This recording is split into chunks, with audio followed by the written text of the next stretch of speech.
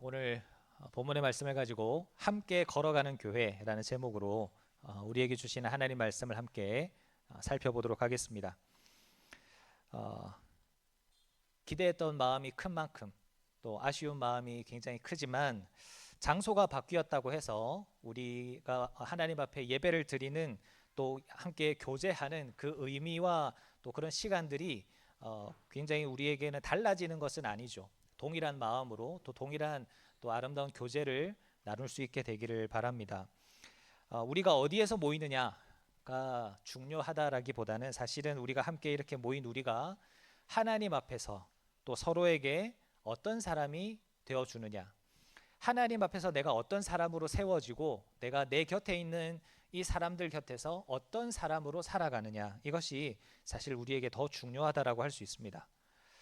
그런데 여러분, 우리가 이렇게 함께 모여 있다라고 해서 같은 장소에 있다라고 해서 우리가 저절로 하나 되는 공동체, 하나 된 교회가 될 수는 없습니다. 한번 생각을 해보십시오. 출퇴근할 때 버스를 탈 때 그 버스 안에 있는 사람들은 다 같은 공간 안에 모여 있습니다. 우리가 식사를 하러 갈 때 식당에 가도 그 식당 안에는 많은 사람들이 한 공간 안에 모여 있어요. 스포츠 경기 좋아하십니까? 축구 경기를 보러 갈 때 그 스타디움 안에는 수많은 사람들이 같은 공간 안에 모여 있습니다. 그런데 그곳에 모인 사람들이 각자의 목적, 그곳에 온 목적이 끝나면 목적지에 도착을 하거나 아니면 식사가 끝나거나 아니면 경기가 끝나게 되면 방금 전까지 같은 공간 안에 있었던 사람이라 할지라도 다 제각각 갈 길로 흩어지게 됩니다. 이런 모습을 보면 우리가 같은 공간 안에 모여 있다라고 해서 교회라고 부를 수는 없는 거예요. 교회도 마찬가지입니다. 우리가 매주 이렇게 같은 장소에 모여서 예배를 드리고 같은 찬양을 부르고 같은 말씀을 듣고 함께 교제를 나눈다라고 해서 저절로 하나 된 교회, 하나 된 공동체가 되지는 않는다라는 겁니다. 그렇다면 하나님이 우리를 이렇게 교회로 부르셨다라면 하나님이 기뻐하시는 참된 교회는 어떻게 이루어져 갈까요? 오늘 우리가 살펴본 말씀은 히브리서 말씀입니다. 이 히브리서 말씀을 처음 받았던 성도들은 단순히 신앙생활이 조금 힘든 사람들이 아니었어요. 그 당시는 이제 로마 시대였는데 10장 32절 이후의 말씀을 보면 이 사람들은 예수님을 믿는다라는 이유로 굉장히 많은 사람들 앞에서 모욕을 받거나 비난을 받거나 심지어는 목숨도 빼앗기는 상황이 생기게 됩니다. 어떤 이들은 감옥에 갇혀야만 했고 어떤 이들은 가지고 있는 모든 재산을 다 빼앗겨야만 했습니다. 처음에는 내가 하나님을 믿는 믿음으로 이걸 잘 이겨내겠다, 그래서 그것을 잘 견뎌내 왔지만 이 어려운 시간이 계속되면서 사람들은 지쳐가기 시작했습니다. 믿음을 붙드는 대신에 이 사회와 타협하는 사람들이 생겨나기 시작했고, 그래서 25절을 보면 모이기를 패하는 사람, 그러니까 더 이상 모이려 하지 않는 사람들이 생겨나기 시작했어요. 그러니까 예배에 단순히 한두 번 빠지는 것이 문제가 아니라 내가 스스로 고난을 견뎌내다가 믿음으로부터, 교회로부터 멀어지는 위험을 경험하고 있는 겁니다. 어쩌면 이것은 오늘날 우리의 모습과 비슷해요. 주일날 우리는 겉으로는 굉장히 이렇게 아름답게 웃으면서 만나서 이야기도 하지만 각자의 삶의 자리로 돌아가면 어떻습니까? 여러 가지 경제적인 문제라든지 아니면 일상에서 느끼는 피로한 부분이라든지 아니면 다른 사람들과의 관계적인 갈등이라든지 건강의 문제라든지 자녀의 문제라든지 이러한 여러 가지 일들로 좌절을 경험하기도 하고 힘든 상처를 경험하기도 합니다. 함께 예배 드리고는 있지만 마음 가운데는 외로움을 느끼는 사람들이 분명히 계실 거라고 생각해요. 이런 성도들에게 히브리서 기자는 너희가 알아서 각자 믿음을 잘 지켜라, 너희가 알아서 잘 버텨라, 이렇게 말하지 않습니다. 오히려 이럴 때일수록 우리가 진정한 교회가 되어야 된다라고 말하고 있는데요. 이런 차원에서 오늘 우리는 이 본문의 말씀을 가지고 예수님께서 우리에게 열어주신 그 새 길 가운데에서 우리가 진정한 교회로 세워지는 것이 어떤 의미가 있는가, 세 가지로 함께 살펴보려고 합니다. 이 말씀을 함께 살펴보면서 우리 자신도 한번 돌아보고 우리 산하청지기 교회가 하나님 앞에서 진정한 교회로 다듬어져 가는 귀한 은혜가 있기를 간절히 바랍니다. 아멘.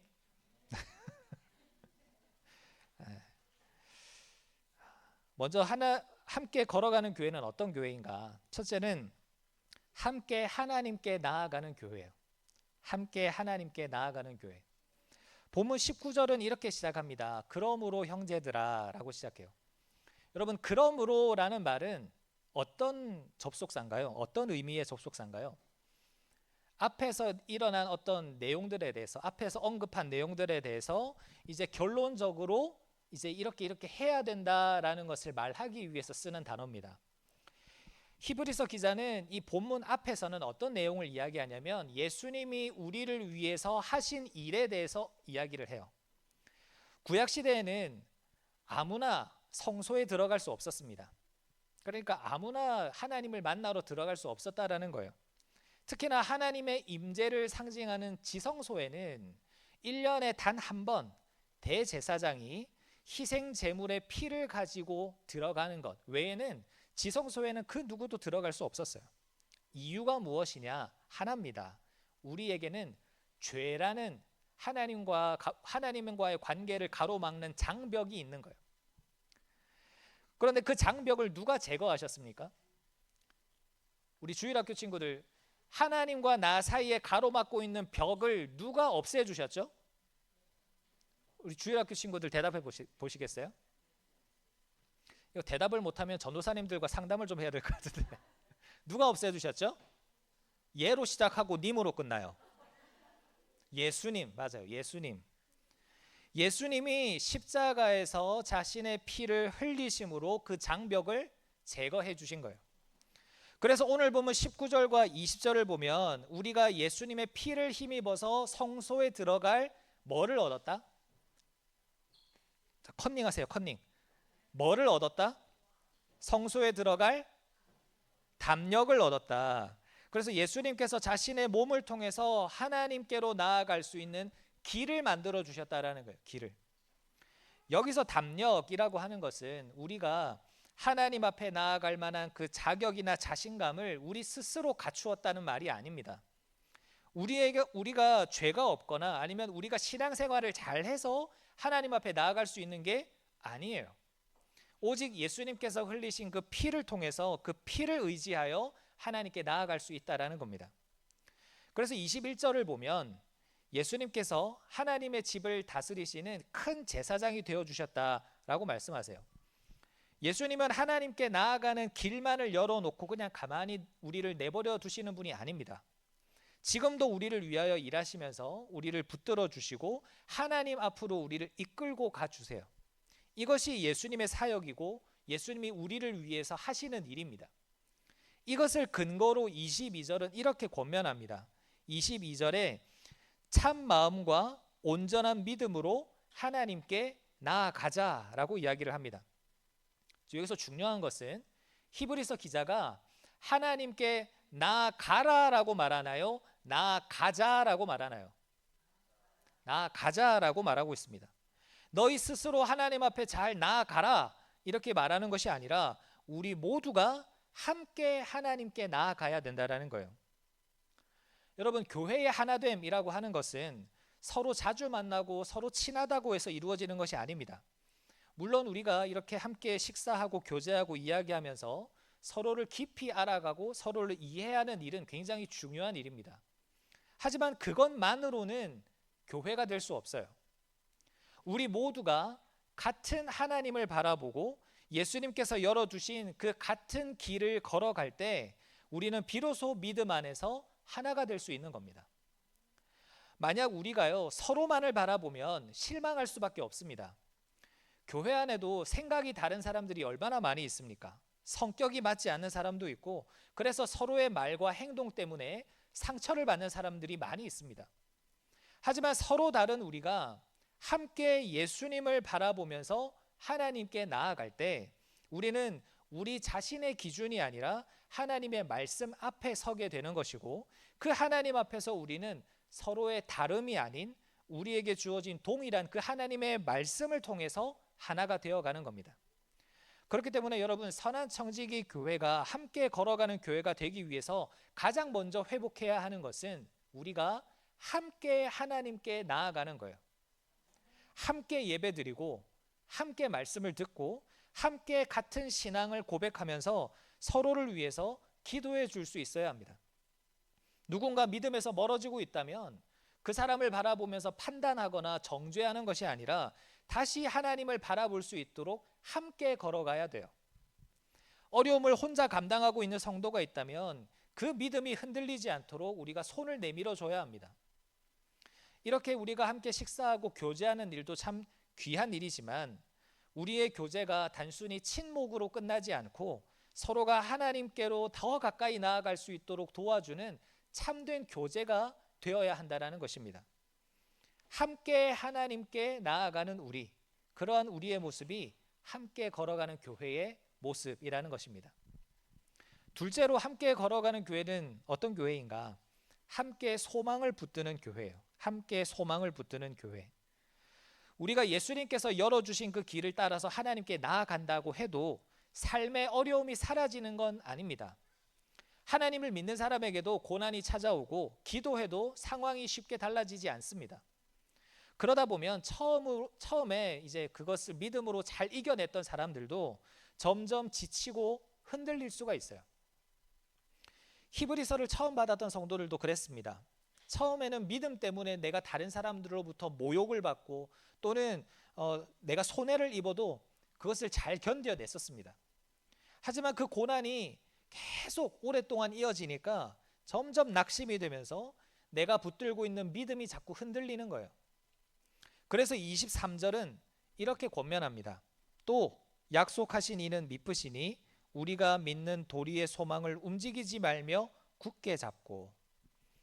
여기서 말하는 소망이라고 하는 단어는 우리가 앞으로 잘 될 거야 라고 말하는 그런 막연한 긍정의 힘 정도가 아닙니다. 성경이 말하는 소망은 예수 그리스도가 우리를 구원해 주셨고 지금도 함께 하시면서 마침내 내 가운데 하나님의 약속을 이루어 주실 것이다 라는 믿음이 소망이에요. 여러분, 이 본문을 자세히 보면 우리가 소망을 굳게 붙들어야 하는 이유를 우리의 믿음이 강하기 때문이라고 말하지 않습니다. 뭐라고 말씀하시냐면 약속하신 이는 미쁘시니 라고 말해요. 여기서 미쁘다라는 말은요, 하나님께서 신실하고 믿을 만한 분이다 라는 뜻입니다. 우리는 흔들릴 수 있지만 하나님은 흔들리지 않으세요. 우리의 감정은 날마다 달라질 수 있지만 하나님은 변하지 않습니다. 그렇기 때문에 우리의 소망을 붙들 수 있는 근거, 우리가 소망을 가질 수 있는 근거가 무엇이냐? 내가 얼마나 강한 믿음이 있느냐가 아니라 내가 믿는 하나님이 얼마나 신실하신 분이냐 하는 거예요. 여기서도 오늘 본문은 그러니까 그런 소망을 너 혼자 잘 붙들어라 이렇게 말하지 않죠. 뭐라고 말합니까? 우리가 소망을 굳게 잡자라고 권면합니다. 믿음의 길을 걸어가다 보면 누구나 힘이 빠지고 소망이 흐려질 때가 있습니다. 오늘은 내가 다른 사람을 격려해 줄 수 있지만 내일은 내가 격려를 받아야 될 때가 있어요. 그렇기 때문에 교회는 믿음이 강한 사람들만 모여있는 공간이 아닙니다. 흔들리는 사람을 정죄하는 공간도 아니에요. 오히려 한 사람이 지쳐서 소망을 놓으려고 할 때, 그 믿음이 흔들리려고 할 때 다른 사람이 그 곁에서 하나님의 약속을 기억시켜주고 그래서 다시금 그 신실하신 하나님을 붙들 수 있도록 도와주는 곳이 교회입니다. 우리 주변에는 함께 예배를 드리고 있으면서도 마음속으로는 소망을 잃어가는 사람들이 있을 수 있습니다. 오랫동안 기도했지만 하나님께서 응답해 주시지 않는 것 같아서 마음이 지친 사람이 있을 수 있고 반복되는 어려움 때문에 이제는 더 이상 아무것도 기대하고 싶지 않아 이런 마음이 생기는 사람이 있을 수 있고 아무도 만나고 싶지 않고 그냥 아무것도 하고 싶지 않은 그런 사람이 있을 수 있습니다. 그럴 때 우리는 단순히 힘내세요. 다 잘 될 겁니다. 이렇게 끝나면 안 된다라는 거예요. 그 사람의 이야기를 진심으로 들어주면서 그리고 그 사람을 위하여 기도해 주면서 약속을 지키시는 하나님 그리고 결국 우리를 회복시키시고 일으키실 그 하나님을 상기시켜주고 그 하나님을 바라볼 수 있도록 도와줘야 되는 겁니다. 그리고 동시에 내가 흔들리고 있다면 아무렇지도 않은 척 그렇게 혼자 버티고 있으면 안 됩니다. 공동체 안에서 나의 어려움을 나눌 수 있어야 돼요. 내가 누군가에게 기도를 부탁한다라는 것은 서로가 서로의 도움이 필요하다라는 것을 인정하는 것이고, 그것은 내가 믿음이 약하다라는 증거가 아니라 하나님께서 교회를 주신 그 목적을 믿는 믿음이 있는 거예요. 그러니까 이런 의미에서 여러분 언제든 저에게든 아니면 옆에 계신 분들에게 기도를 부탁하시기를 바랍니다. 특별히 우리 교회에는 중보기도 모임이 매주 화요일에 있습니다. 거기 나오셔서 함께 기도하셔도 좋고, 그 기도 모임에 함께 기도할 수 있도록 기도를 부탁하셔도 좋습니다. 우리가 함께 기도하는 이유는 하나님의 신실하심을 의지하면서 우리가 서로의 소망을 함께 붙들기 위함이기 때문입니다. 하나님께 함께 가까이 나아갈 뿐만 아니라 함께 소망을 굳게 붙드는 우리 모두가 다 되시기를 주님의 이름으로 축원합니다. 마지막으로 함께 걸어가는 교회는 어떤 교회인가? 사랑과 선행이 일어나도록 서로를 돌아보는 교회입니다. 24절 함께 읽어볼까요? 24절 시작. 서로 돌아보아 사랑과 선행을 격려하며. 여기서 돌아보다라는 것은요, 같은 공간에 있는 사람을 그냥 잠깐 바라보는 그런 것이 아닙니다. 상대방이 어떤 형편에 있는지 관심을 가지고 그 사람을 내가 어떻게 도울 수 있는지를 생각하는 거예요. 우리가요, 교회에 와도 나 혼자만을 생각하는 경우가 있을 수 있습니다. 내가 예배를 통해서 내가 어떤 은혜를 받았는가, 사람들이 나에게 얼마나 관심을 가져주었는가, 교회가 나의 필요를 얼마나 채워주었는가, 이런 것들을 먼저 생각할 수 있습니다. 하지만 오늘 본문은 우리의 시선을 내가 아니라 어디로 향하게 만듭니까? 내 주변에 있는 다른 사람을 향하게 만듭니다.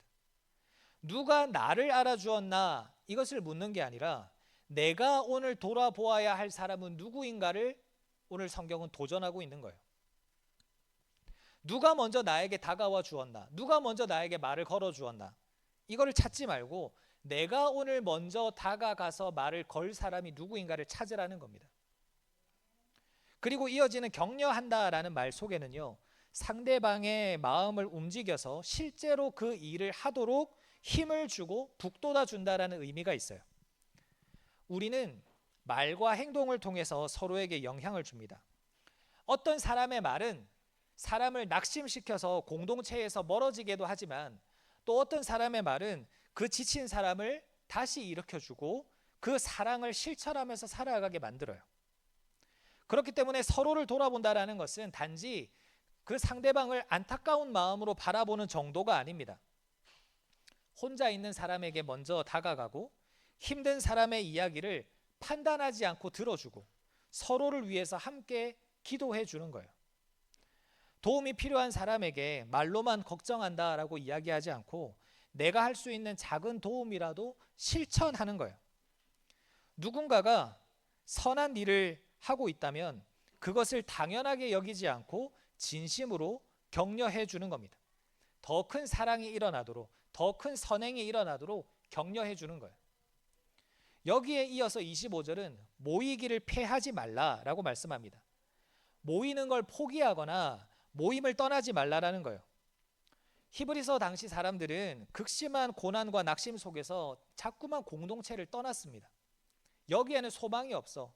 내가 하나님을 더 잘 믿으려고 할수록 나에게는 어려움이 찾아와. 난 여기를 떠날 수밖에 없어. 그러면서 교회를 떠나는 거예요. 하지만 히브리서 기자는 그럴수록 어떻게 하라고 말합니까? 더 서로를 격려하면서 모이라는 거예요. 이것은 단순히 예배에 빠지지 마시라 그런 의미가 아닙니다. 물론 함께 모여서 우리가 예배를 드리는 것도 굉장히 중요한 일이지만, 우리가 모이는 중요한 이유 중에 하나는 서로를 돌아보고 격려하기 위함이에요. 우리가 예배에 참석했지만 함께 예배에 참석하신 다른 분들, 또한 예배에 참석하지 못한 다른 분들의 어떤 형편에 관심이 없고 그 누구와도 서로 격려하지 않은 채 나 혼자 예배 드리고 그냥 돌아가기만 한다면 오늘 본문이 말하는 이 모임의 의미를 충분히 이루었다라고 말하기는 어렵습니다. 히브리서 기자는 그날이 가까이 올수록 하나님이 예수 그리스도께서 다시 오시는 그날이 가까울수록 더 그리하자라고 말합니다. 예수님이 가까이 오실수록, 그러니까 이 마지막 때가 가까이 다가올수록 우리의 믿음을 흔드는 일들이 더 많이 생길 거예요. 그래서 우리는 서로의 도움이 더 절실하게 필요합니다. 악한 영의 세력들은 더 우리를 힘들게 할 것이고, 우리를 더 지치게 할 것이고, 우리를 더 유혹할 것이고, 그래서 믿음의 길에서 떠나게 할 뿐만 아니라 이 교회 공동체를 떠나게 만들 겁니다.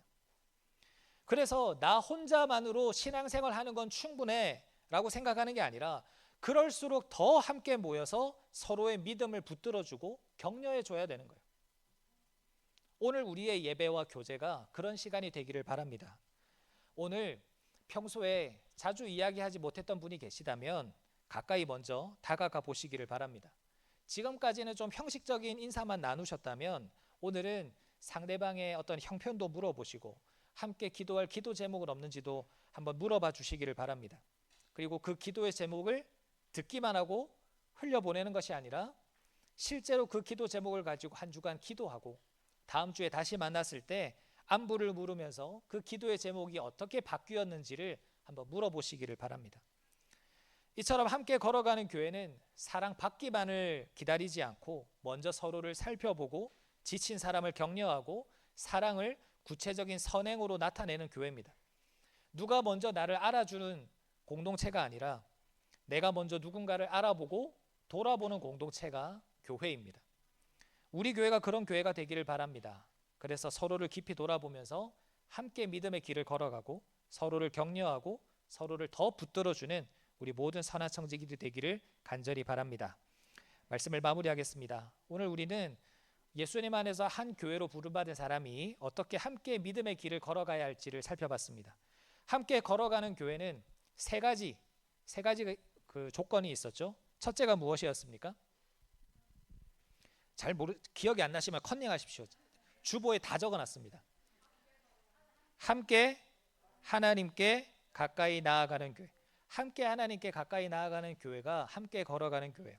나 혼자 신앙생활 열심히 잘하는 게 중요한 게 아니라 내 곁에 있는 다른 사람이 함께 신앙생활 잘할 수 있도록 하나님께 인도해 주는 것이 중요합니다. 두 번째는 무엇입니까? 함께 소망을 붙드는 교회. 하나님께서 약속하신 그 약속과 하나님의 신실하심을 의지해서 흔들리는 각자의 소망을 붙들어주는 교회. 그리고 세 번째는요, 사랑과 선행이 일어날 수 있도록 서로의 형편을 세심하게 물어봐주고 격려하는 교회. 그런 교회가 함께 걸어가는 교회입니다. 이런 교회는 어떻게 만들어질까요? 우리가 서로를 향한 작은 관심과 구체적인 행동이 반복될 때 만들어집니다. 여러분, 하나님께서 우리를 선한 청지기 교회라는 공동체로 불러주신 것은 이러한 서로를 향한 관심과 사랑, 구체적인 살핌과 격려, 이런 것들을 통하여서 함께 신앙생활 잘 하면서 걸어가라는 하나님의 은혜입니다. 저는 오늘이 우리가 함께 걸어가는 교회가 되기 위한 참 좋은 계기가 되리라고 믿습니다. 평소에 자주 말씀을 잘 나누지 못했던 분들과 함께 교제하시고 형식적인 인사만 나누셨던 분들과도 좀 더 진심 어린 대화를 나눠보시기를 바랍니다. 아마 처음부터 다짜고짜 아유 집사님 기도 제목이 뭐예요? 이렇게 물어보시면 대답하기 힘드실 거예요. 마음이 열려야 그런 것들이 나눠지거든요. 오늘 그 마음을 열기 위해서 서로에 대해서 조금 더 가까워지고 깊어지는 그런 시간이 되기를 바랍니다. 그리고 특별히 오늘 이 예배와 교제를 위해서 그리고 식사를 위해서 사랑으로 섬겨주신 분들을 그 당연하게 여기지 마시고요. 격려해 주시고 감사를 표현하시기를 바랍니다.